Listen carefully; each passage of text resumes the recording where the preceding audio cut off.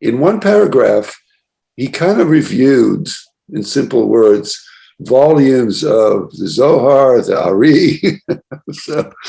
so I thought, like, what a summation of, taking us through the main points of the how, the mechanics, the cosmology of it, and a little bit of how we should think of it, how we should hold it philosophically. So,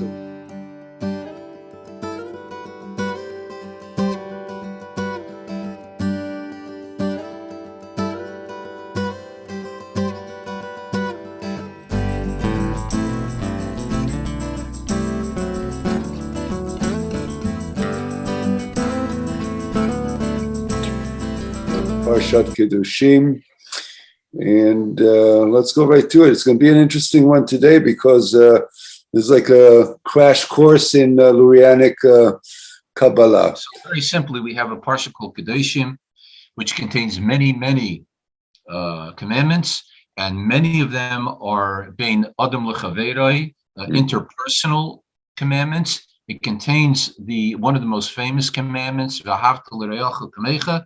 This idea of loving one's fellow as one loves oneself can be found in this week's parsha. The word Kedoshim we translate as "you shall be holy."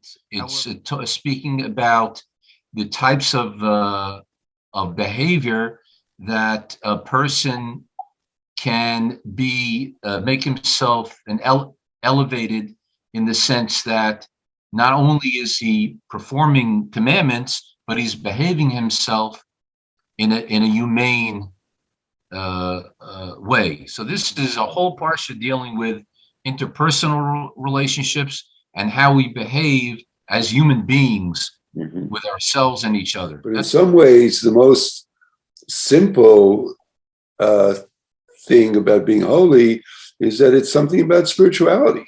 It's like being holy means to be connected somehow with the holy, or emulating the holy, capital T, capital H.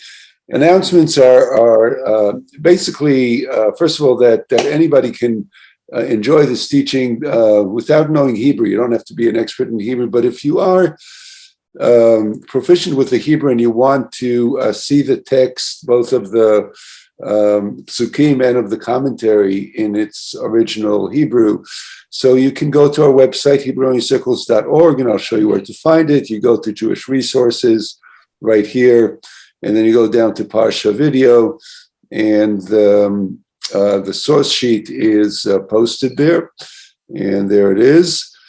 And also, while you're on the website, please feel free to roam around, check out the other programs and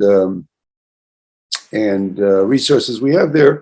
I wanted to mention, in particular, the Simple, Meaningful Bar and Bat Mitzvah, and we're proud of it because we redesigned and structured the curriculum and the presentation and the essence of it, and you'll see it's really a wonderful program. So you can see it on here, and for yourself or somebody you know, please feel free to let people know about it.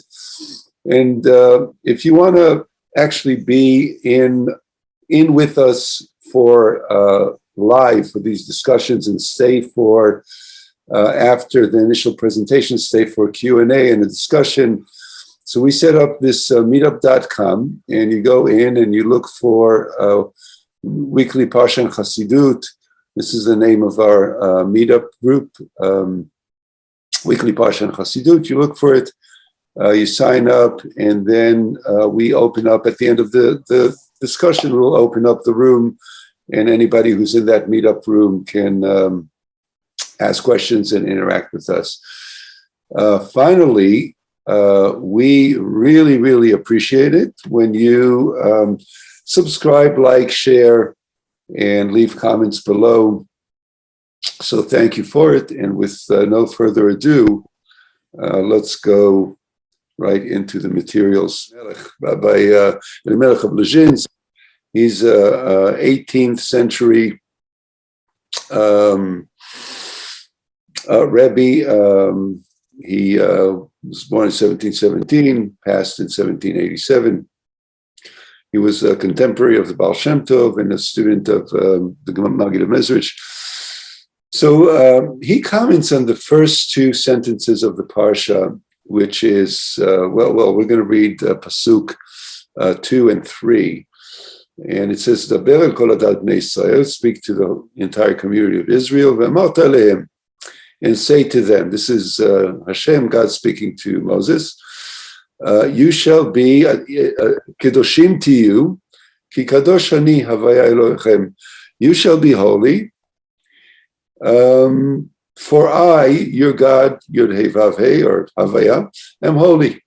That's a command. Be holy because I'm holy. And then the second verse says, Ish imo v'aviv tirau v'shabtotai tishmeru ani Havaya Elohechem.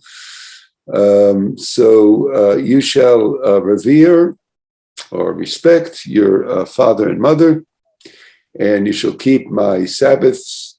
And again, I, Adonai, Yud Kei Vav Kei, I am your God.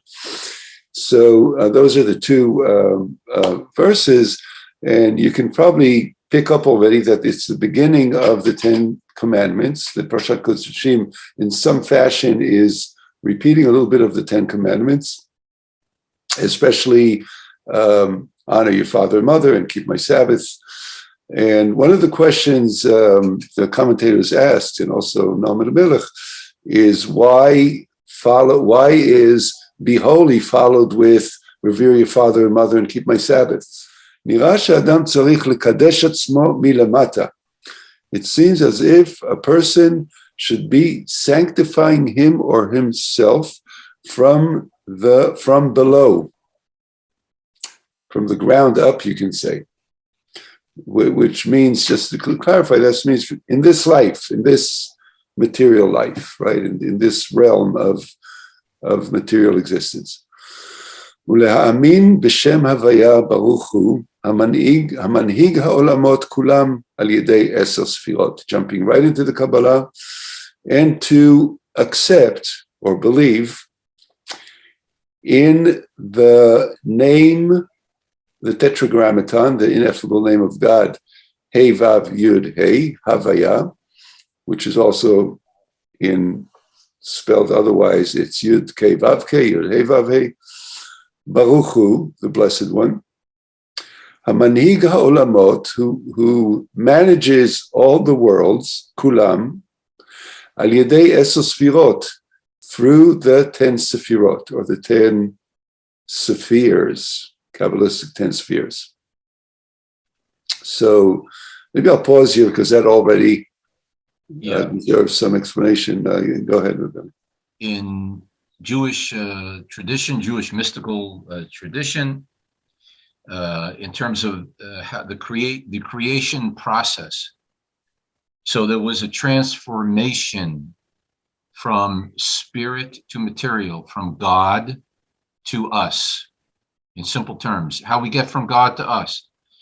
And there was an hishtalshelus ha'olamos he was referring to here, literally the chaining down of the creative process, meaning that we start with God and we end up with our materialistic world, but there's an orderly process through which the totally spiritual evolves or devolves, actually, depending on which way you look at it, into the completely, in terms of how we see things, material. And each stage of this process has a name, it has a function, they're interrelated in very complex ways. But the idea here is, that's all we need to know about this for now. But what he's setting up is that he's saying here is that belief in this system, right, is what allows us the potential to be holy. Mm-hmm. Mm-hmm. Belief in that system of order. Now, I just want to throw in here, there's something called indeterminism. Yeah. There are some people, and I'm not going to get into the history of it, where it comes from. There are some people that believe basically that everything is random, You and I are just basically a bunch of atoms floating around the universe, no rhyme or reason. There's no cause, no effect. Things just happen. That's indeterminism. The theory of randomness. And there's a thing. There's an approach called randomness. Yeah.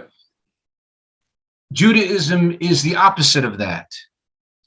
And the theory of the chaining down of the creative process, which is an ongoing thing, a constant thing, is how we describe that we don't believe in randomness, that things aren't random. So when he's saying that belief in this system of creation, the belief that there is a cause and effect that is guided by the divine, right? The belief in that somehow, and we'll see now, can help us and guide us to become holy. I think it's really important to understand sort of the two camps. The camp that says it's like the camp that says the indeterminism. That camp says matter, this world has been here forever, and material has been here. Physical existence has always been here, and just there was a big bang and reorganized itself, and here we are. And in some random fashion, life on Earth happened, which is a fair theory. I mean, it stands to some level of reason. We talked about logic and reasonableness last week, and then there's the other. You could say the complete other side of that notion is that what was forever is eternity and infinity, which is in fact the word Havaya or Yud-Kei Vav-Kei talks about that. It's being. I mean, without Ein Sof, but I don't want to get to. But that's what we're directing it. And from that, eternity and infinity is really a nothingness. There was no material existence as we know it, but eternity had to created through the process you described, created what we have now, and that's a gift. That's a intentional. Now, I say it very simply, but I hope it's not getting lost by anybody. That this is a huge paradox. It does not stand to reason. It does not stand to reason that eternity can turn itself into to temporality, or that infinity can turn itself into finity. Our brain, if your circuits are not frying now, you're not thinking deep enough about it, because our mind is locked into the the temporality and the finality, and it's hard for us to understand what's in a realm that's outside of our capacity. But this is what he's talking about. He's saying once you understand, once you're willing to be open to the paradox and to say it is real, even though it doesn't make sense, then you have the beginning of rising into what's called holiness.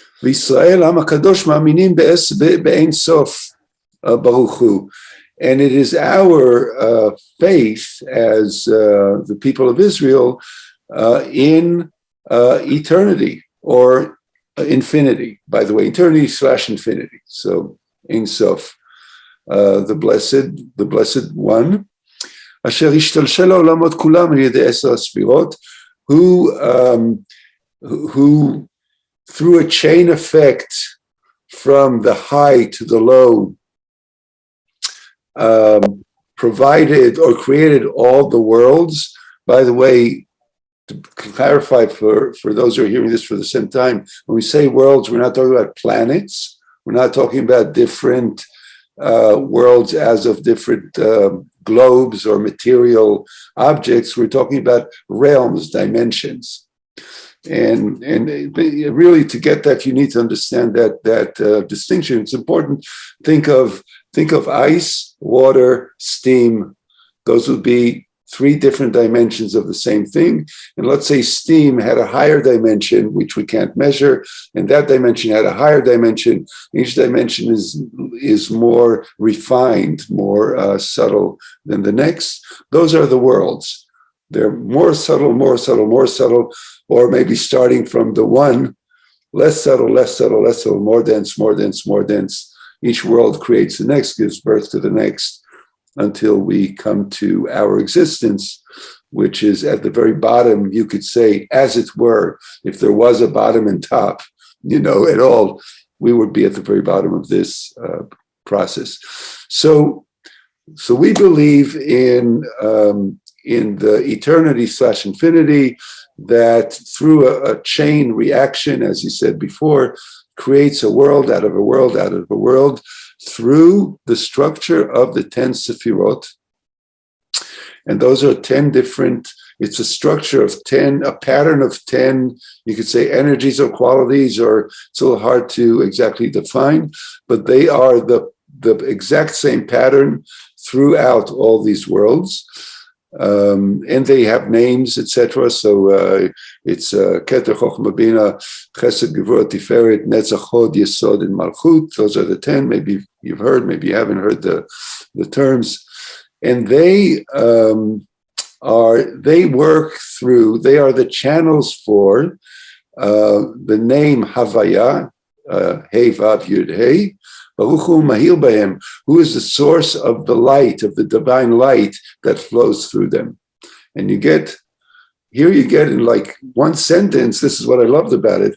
In one sentence, he describes the mechanics of the spiritual lights and kind of summarizes, this Lurianic Kabbalah in a sentence, you could say. Go ahead. Yeah, well, so here he's adding a knech. He's adding he's adding here the concept of the kav. In other words, you shouldn't think that Hashem dropped the ball through the chain and the ball ends up by us. Right. Somehow the ball remains connected to the person who dropped the ball. Yeah, the kav of light. So in other words, it's an important point. That's how we can pick up the holiness. Because he's adding here that the influence, the hashpa'ah, the flow, the divine flow runs through this entire process. Yeah, the whole system. And the true truth is, although, like you said before, it's hard to wrap your head around it, that really the divinity is here at the same strength, right, as it is where it originated from. It's just that because there has to be a tzimtzum, there has to be a contraction, or else we couldn't handle it, basically. I just wanted to say that this is an important point, because or else the disconnect between the emanator and the emanation would be so great that how could we be holy? Right. Absolutely. But this opens us up to be able to be holy. And it's beautiful because you're summing up, I think, the point of his whole drasha. So now let's keep reading, and then that's commentary, or we're ready to absorb it. So it's good. Okay. All right, thank you for that. So, and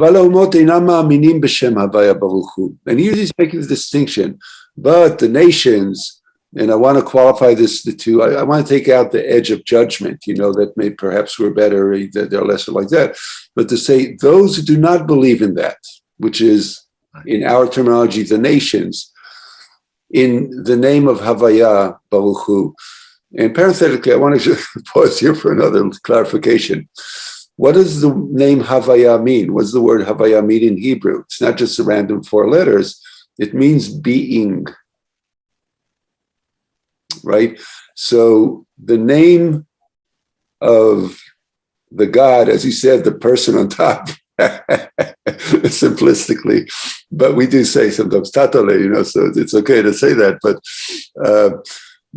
the name of the dimension on top, which is eternity, infinity, that's what you can wrap our heads around, is, again, this is very general, so I want to say that there's more to it, but to keep it simple means being, right? So it's a little intuitive for us that the being, the ultimate being, right, Baruch Hu, those who do not believe in the ultimate being, the supreme consciousness, the one only and single,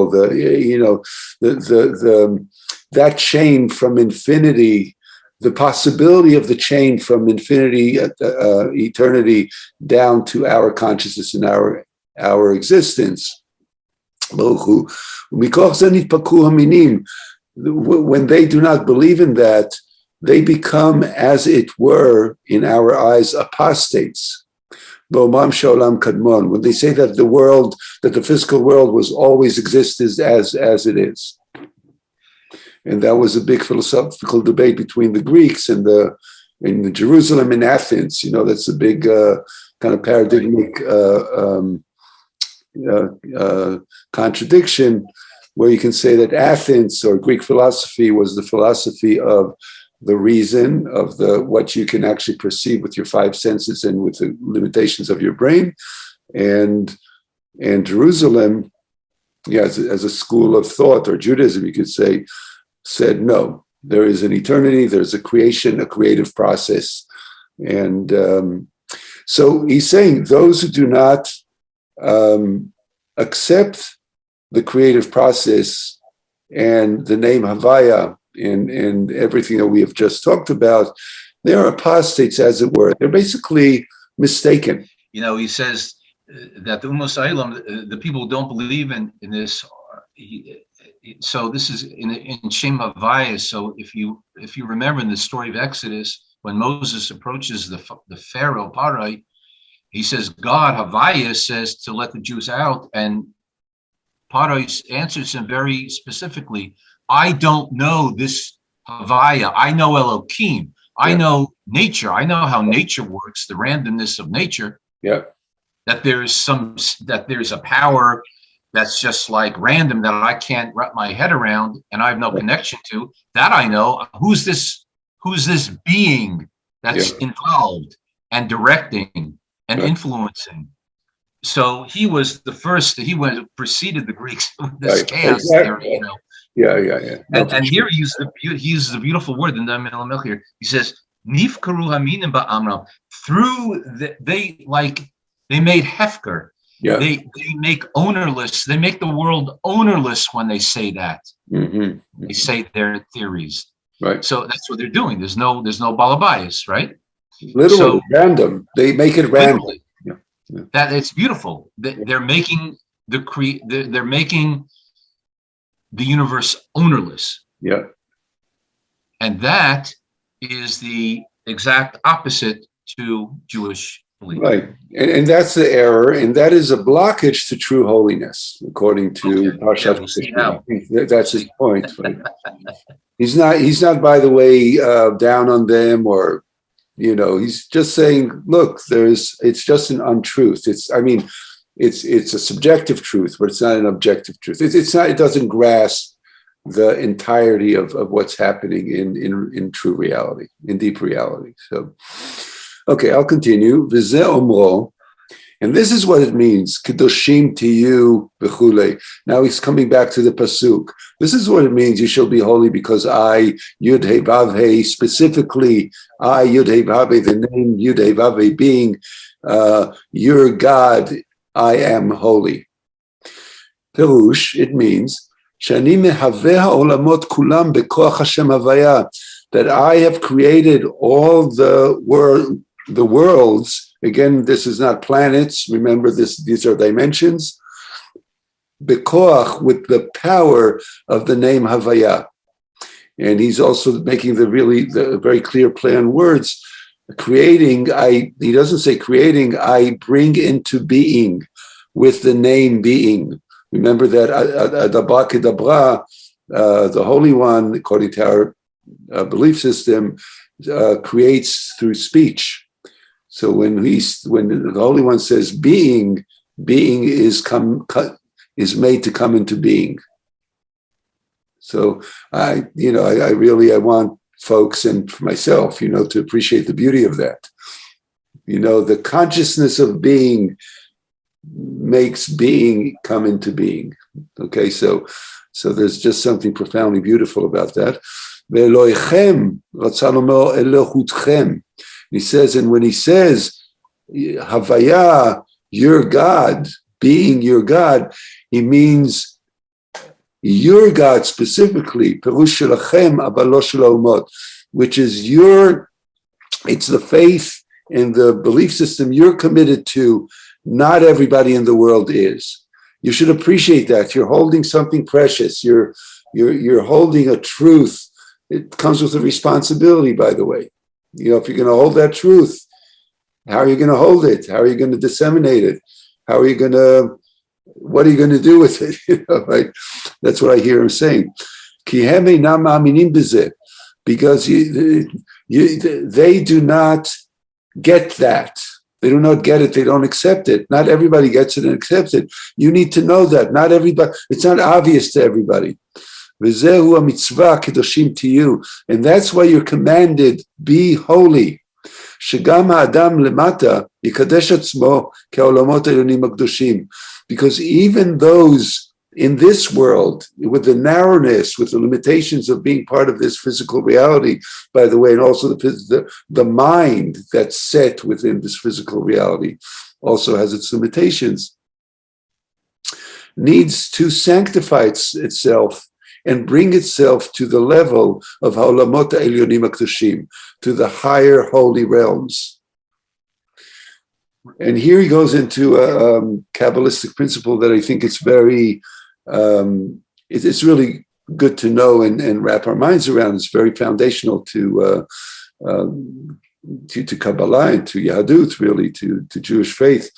Ki ha'olamot mechavnim, or מכוונים, בכל מה שיש בעולם הזה, השפל, יש דוגמתו בעולמות עליונים הקדושים. And he says, all the worlds are intentionally parallel in structure. Anything that exists in this world, anything you can observe in this world, he says, hashafel, the lower world, יש דוגמתו בעולמות הראשונים. It also exists in the higher realms, in the subtler dimensions, which are holy. We really have to. That takes a little understanding, but it's a complex idea. But the way he presents it here seems very clear. That's why I got excited about it. Your thoughts? Yeah. So this is the idea is that each consciousness, each human, is actually called an Olam Katan, a world in microcosm. Yeah. And each world is actually a representation of its spiritual counterpart way upstairs, at the top of the chain, as you were describing, the top and the bottom. That's right. Easier. So the top, the bottom, and we're the representation of the whole thing. Yeah. So as it says, there's a famous verse in Psalms, Hashem tzilcha, God is your shadow. Right. And the Baal Shem Tov famously said that just like as you walk, if you walk on a day where you can see your shadow following you down the sidewalk, you can find a day like that. So wherever you go, the shadow goes. Wherever the shadow is, you are. Yeah. That's what he's saying. He's saying that really because of the kav that I described, this interconnected. It's not just boom, boom. There's a connectedness. So this whole thing it's when we move. Just to remind people that the kav means that there's light, that there's a thread of light that goes through all of that, just to remind people. So yeah, that connects us directly to divinity. To divinity. So therefore, I'm moving the shadow. The shadow is God, and I'm me. So when I'm moving, and we're each other. So basically, what he's saying here is that I am admonished to act holy, because I'm really a reflection or a microcosm of godliness, of God. Right. In this world, running around this world. That's an amazing.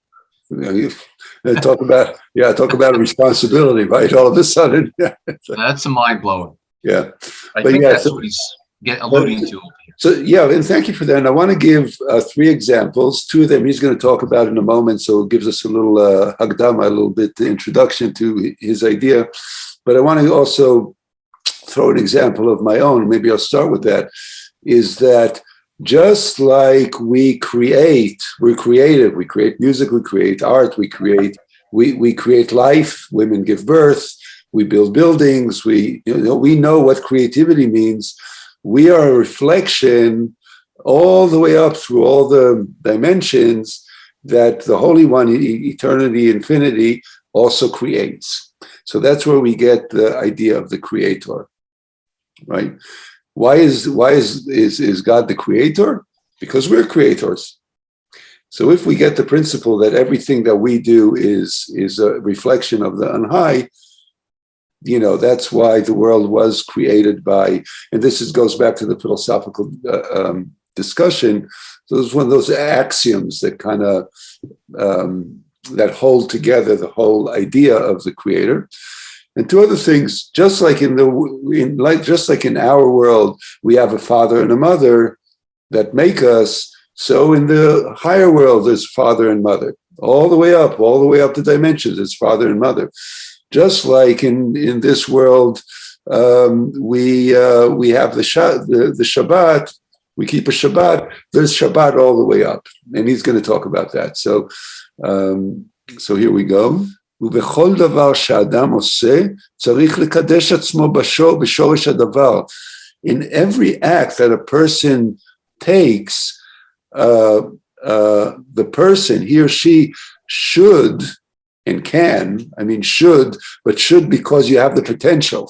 I just want to be clear, when he says should, it's like, you can't, so you gotta, it's like, why won't you, right? That's what I want to frame it in that way. To sanctify yourself in the root of that action, shelemala hukach, the root above. You connect to the root of that same thing above, and that's how you make yourself holy. That is the thing. Now he gives examples. V'zeh ish imo v'aviv tirau. Now he's going to the second pasuk. And that's answering the question, why does it say after that, revere your father and your mother, keep the Sabbath, right? Well, what's the connection to being holy? He's going to explain it. And this is why it says, revere your father and your mother, or honor your father and your mother. Lemata yeshav ve'em. In the lower world, our world, is a father and a mother. That's like so basic, who doesn't? You couldn't be here if you didn't have a father and a mother, right? This is one of the irrefutable, basic. And there is a reflection, there's a parallel of that in the higher worlds. And in fact, in the higher worlds, according to Kabbalah, Lurianic Kabbalah, we talk about this is Chochmah and Bina. It's called Abba Ve'ima. We're not going to get in, but it's part of the structure. Is that there is the father energy, there's a mother energy. They give birth to the what's called Zer Anpin energy, and that gives birth to Malchut, etc.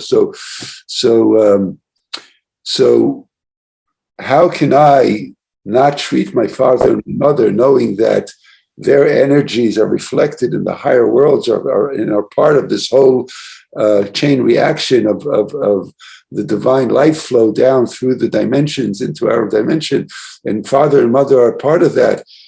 How can I not look at my father and mother and say, wow? Yeah, really. Yeah. It's really a mind-blowing idea.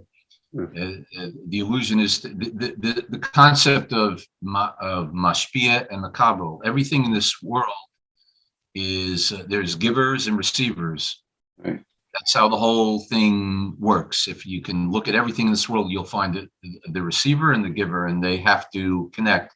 Right. The yin and the yang type of an idea, they go together. So when we look at our parents, they are representatives of this high supernal spiritual concept. Mm-hmm. Because as we stated in the chaining down, so the chain that's receiving has to receive from the chain above it in the creative process, as we started the whole lecture with. But there's so much there that's so foundational. So it's in the core of what being alive means and what being in the world means, and the potential for holiness. If I connect to that holiness, I'm elevating myself. It's as simple as just respecting my father and my mother. I'm already elevating myself to holiness. And I think that's his point here. Yeah.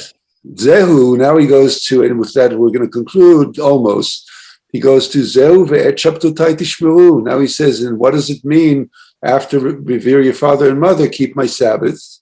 You could think it's random Sabbath. Why? It's they take a break on the seventh day. He says, "Sha'olamot nikraim Shabbat al shem tushatam menuchatam." He said, it's the worlds themselves. Every dimension is called a Shabbat. It says a Shabbat is the taste of the world to come, because it is, in essence, Shabbat is the idea of a dimension that includes holiness. So every world throughout the whole chain is itself a Shabbat by definition. Shabbat al shem tushatanu menuchatan, because their holiness and their restfulness, or their stillness, you can say their beingness. So you stop the busyness and you find yourself in the peacefulness, you could say, of the higher worlds. Right. And the higher you go, the more peaceful it is, which is the spiritual, you could say, goal or objective, right? And this is another way of making yourself holy. Tishmeru, and the word tishmeru meaning keep or guard. That means in all you're doing, you should keep keep in your mind, in your thought, hakavana ba'olamot elyonim. Keep that intentionality of the connection to the higher worlds. Right. Be mindful here, I would say. Tishmeru, be mindful of the quality of Shabbos in all our activities. Right. In this world. Be mindful that it's connecting to the root of rest. Yeah.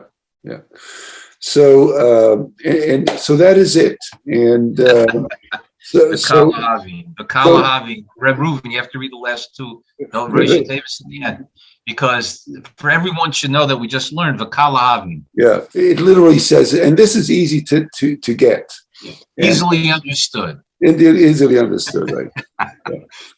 So what a joke, right? But the truth is that I don't think I've ever seen the explanation of Kedoshim to you. This is a mitzvah. You shall be holy. We, the Jewish people, are commanded, instructed to basically make the effort to make ourselves holy, right? So to elevate ourselves, to be sacred. So in one paragraph, he kind of reviewed, in simple words, volumes of the Zohar, the Ari. so I thought, like, what a summation of taking us through the main points of the how, the mechanics, the cosmology of it, and a little bit of how we should think of it, how we should hold it philosophically, so it can make sense to us despite the complexity and the paradox that's inherent to it. Right, and he's bringing it into, as Chassidus usually does, he brings it into practicality. That's right. What he's asking here, he's saying this highfalutin idea of holiness, holiness to one person could mean a lot different than being holy. And some people would laugh at the concept. What do you mean be holy? What are you talking about? So he's saying, not only can you be holy, I'm going to explain it in a way that you can bring it down into everyday action, like thought process. If you exercise this thinking about this, and Elimelech is giving real advice, I think, on how to approach our relationship with the world. He's saying that be holy means just be tuned in, that everything around us there's divinity, there's that line of light pushing through, and don't get down on, don't think that that it's just random stuff happening. There's an intentionality behind everything. Yeah. And you can peel away at that if you're tuned in. Yeah. And that's holiness. Yeah. Crazy. Amen. Yeah. Well, could be said better. I just want to, I just want to really have so much appreciation here for the Noam Elimelech, because there's something about his ability to, to do that. You were a little reluctant when I brought this piece, but I thought that Dafka, this piece, it's like I haven't seen anybody handle the complexity of the Kabbalistic system in terms of expressing it in one paragraph better than this in a long time, Oh, you're right. I looked at it, I said, wow, that's challenging. So, Rebelli, thank you for for taking the risk to, walk through this. And I hope we did justice for ourselves and for our viewers. I think this is a good place to stop. May we so be blessed, to elevate every moment, every day, best we can, and remember these intentions. Again, as usual, please subscribe and comment. Let's keep the conversation going. Share and like. And until next week, shalom for now.